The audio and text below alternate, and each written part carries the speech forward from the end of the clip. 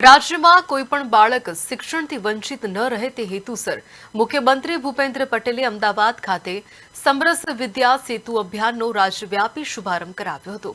કાર્યક્રમમાં શિક્ષણ મંત્રી પ્રદ્યુમનભાઈ વાજા, રાજ્યમંત્રી રીવાબા જાડેજા અને રાજ્યમંત્રી દર્શનાબેન વાઘેલા સહિત શિક્ષણ ક્ષેત્રના અગ્રણીઓ ખાસ ઉપસ્થિત રહ્યા હતા।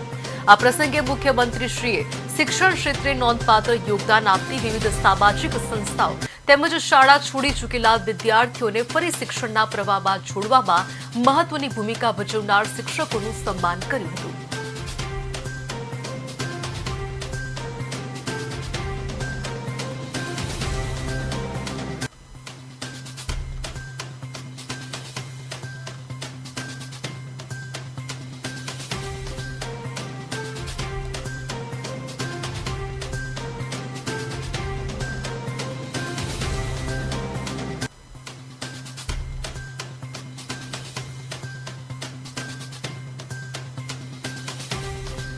હવે એને પાછા સ્કૂલમાં લાવીને બેસાડવાનું આ અભિયાન ચાલુ કર્યું છે ને એમાં અહીંયા બેઠેલા દરેક જણનો સાથ અને સહકાર જોઈએ છે કે આપણે બધાએ ભેગા થઈ અને આ વિદ્યાર્થીઓ ફરીથી પાછા સ્કૂલમાં આવી જાય અને ડ્રોપ આઉટ આપણો 0 થાય એના માટેનો આપણો પ્રયત્ન છે।